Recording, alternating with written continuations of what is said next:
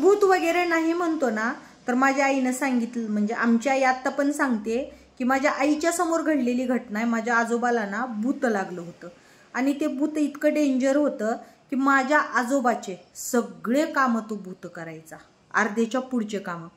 कारण तुम्हाला सांगते, अर्ध्या तासात विहिरीत बुडात जाऊन घागरीनं पाणी आणून 12 जनावराला अर्ध्या तासाच्या आत पाणी पाजून व्हायचं. 12 जनावराला कमीत कमी एक जनावर एक घागर पाणी पितं. तर विहिरीच्या बुडात उतरून तर काय व्हायचं, नंतर आजोबांनी सांगितलं की विहिरीत उतरताना अर्ध्याच्या वरीपर्यंत तर ती जी बाई लागली होती ना, माझ्या आजोबाच्या अंगात घुसली होती, ती बाईच अर्ध्याच्या वरीपर्यंत घागर घेऊन येत होती. आणि हे माहिती कधी झालं माहिती आहे का तुम्हाला? आमच्या आजोबा कडबा बांधायले तर एकर कडबा लय लवकर बांधून व्हायचा. म्हणजे सगळे कामं अपेक्षेपेक्षा लवकरच व्हायचे. सगळ्याला आश्चर्य वाटायचं की अरे ही इतक्या लवकर ह्यांचं काम कसं होते. पण आमच्या आजोबांनी कधी सांगितलंच नाही की असा प्रकार आहे. मग जेव्हा एक गावातलीच बाळातीन बाई मिळती, बाळातीन झाल्यानंतर म्हणजे डिलिव्हरी झाल्यानंतर, आणि ती आमच्या आजोबाला लागली होती. आणि मग तिनं सगळे कामं करायची, आजोबाचे सगळे कामं तिनं करत होती. आणि मग पुन्हा नंतर ती बाई 5-6 महिने त्यांच्या अंगात तशीच राहिली. आजोबांनी घरी कधी कुणाला सांगितलंच नाही. आणि एकदा तर काय झालं म्हणे, म्हणजे माझी आई सांगते की हे सगळे शेतात सुरकाड काढायला का काहीतरी काम चालू होतं. मग दिपवाळी झालेली होती आणि करंजा वगैरे शेतात नेतात. मग शेतात नेल्यानंतर आता वरी झाडाला बांधावं, भाकरी चिरगुटात भाकरी बांधतात ना गावाकडे, झाडाला बांधावा तर कावळे ती वरी टोचा मारून खातील. आता असं टोपल्याखाली भाकरी ठेवायची प्रथा होती पहिलं. असं आता पिशवीमध्ये अडकवतात. आता पहिलं काही पिशवीत नसायच्या, टोपले डोक्यावर भाकरी न्यायचे, कालवणाला तांब्या असायचा. आणि मग माझ्या आजीनं काय केलं तर खाली 5-6 चपात्या घातल्या, त्या 5-6 चपात्यावर काही करंज्या आणि त्याच्यावर 5-6 चपात्या घातल्या आणि त्याचं गटुडं बांधलं. मग आता शेतात गेल्यानंतर ती माती उकरली आणि मग ती माती उकरून त्याच्यात ती गटुडं ठुलं आणि त्याच्यावर टोपलं पालतं घालून त्याला बाजूनी माती लावली. का तर कुत्रे ती खाली उकरून खाणार नाहीत म्हणून. मग ही गेले की सुरकाड काढायला. मग सगळ्यांनी कामं झाले, दुपार आता जेवायचा टाईम झाला. मग आता दुपारात जेवायचा टाईम झाल्यानंतर माझ्या आजीनं ते भाकरीचं दुटं सोडलं. आता भाकरीचं दुटं सोडलं तर खाली वरी चपात्या तशाच होत्या, पण आतमधल्या करंज्याच गायब होत्या. कारण ती तळलेले पदार्थ म्हणतात ना तसं काहीतरी, मग करंज्याच गायब होत्या. पण आमच्या आजोबांनी हे प्रकार काही सांगितले नव्हते. त्यामुळं सगळ्याला काय वाटलं की माझे जे बारके मामा होते ना, तर खायला जरा ते हे करायचे कुठली बी गोष्ट.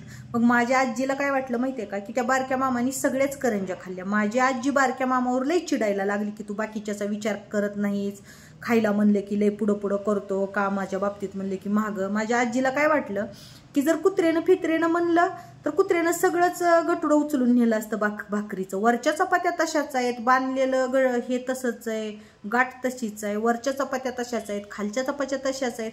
मग मधल्याच करंज्या कसं काय कुत्रं खाईल. मग पण माझ्या मामाला वाटले की अरे मी खाल्लंच नाही तर माझ्यावर बी ना. मामा शब्द घेऊन सांगली की अगं जिजे मी नाही खाल्लं. पण माझ्या आणि आजीलाच नाही, कुणालाच खरं नव्हतं वाटत. सगळ्याला वाटायचं की आमच्या मामानीच खाल्लंय. कारण कसं आहे, आता गटुडं जर बाहेर काढलं असतं, कारण जसं होतं तसं झाकलेलं टोपलं मातीत पुरून ठेवलेलं सगळं तसंच, वरच्या खालच्या चपात्या तशाच आणि आतमधल्या फक्त करंज्याच गायब झाल्या. त्यामुळं कुणाचाच विश्वास बसना गेला की मामा खरं बोलायले. सगळ्याला वाटायले की मामानीच खाल्लंय आणि मामा खोटं बोलायले. मग हे अशा प्रकार चालू होते. आणि मग काही दिवस झाल्यानंतर ती बाई काय करायली माहितीये का, आमच्या आजोबाला एकच म्हणायचे, आता चल माझ्यासोबत. मग आजोबा चल माझ्यासोबत म्हणलं की असंच मग तिला म्हणले वाटते की मला माझ्या बायकोला विचारतो मग येतो.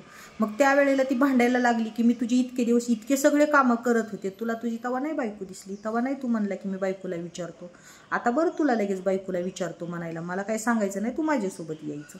मग तसं म्हणल्यानंतर मग आमच्या आजोबाला खूपच ती त्रास दिली. मग आमच्या आजोबांनी सांगितलं म्हणजे माझ्या आजीला की अगं म्हणले मी जी इतके दिवस इतके तुम्ही माझं कौतुक करत होता की लय कामं करते, तर मी नाही, तर असा प्रकार आहे. आणि ती सगळे कामं तिनं करायची. मधला जो करंजा गेलत्या ती बी प्रकार तिनंच खाल्ल्या होत्या. ही सगळं मग माझ्या आजोबांनी सांगितलं.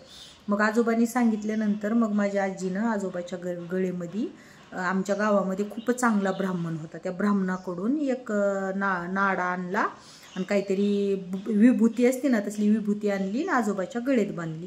पण त्या ब्राह्मणानं सांगितलं की ह्यानं फक्त म्हणलं ती तुमच्या जवळ येणार नाही. मग ते आजोबांनी जेव्हा ती पुडी गळेमध्ये बांधली ना, तर आजोबाची अशी ती लांबून लांबून चालायची आणि आजोबाला भांडायची, ती काय गळेत बांधून टाकले, काढून टाकती, ती काय गळेत बांधले, काढून टाकती म्हणायची. मग त्या आजोबाला भांडायली.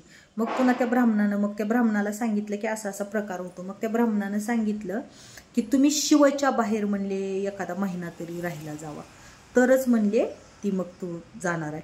मग आमचे आजोबा माझ्या मावशीकडं राहायला गेले आणि मग आमच्या आजोबाच्या म्हणजे ती अंगातून बाई निघून गेली.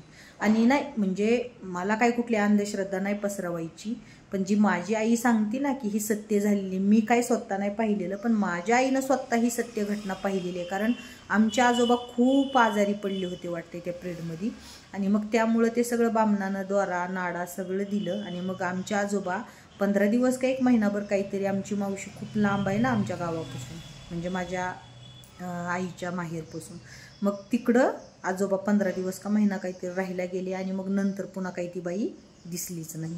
मग आता आहे का नाही हे काही नाही माहीत नाही, सांगू पण शकत नाही आपण. पण आत्ता काय म्हणतात की आत्ताच्या ह्याचे जी लाईट आल्यात ना, प्रकाश उजेड, त्यामुळं भूतं दिसत नाहीत म्हणतात. पण पहिले दिवे होते ना, त्यामुळं भूतं अंधार असल्यामुळं दिसायची. मग आणखीन पण काही ठिकाणी असं गावाकडं ती म्हणतात इथे ह्याचं भूत दिसलं, त्याचं भूत दिसलं, पण काय माहिती. असं म्हणतात की ज्या माणसाचा आत्मा तृप्त नाही झालेला ना, तो माणूस म्हणजे भूत बनतो. मग काय माहिती काय खरं आणि काय खोटं. पण जे माझ्या आईनं मला सांगितलेलं आहे ना, की माझ्या आईनं डोळेनं बघितल्यात ह्या सगळ्या गोष्टी, मी ती फक्त सांगते.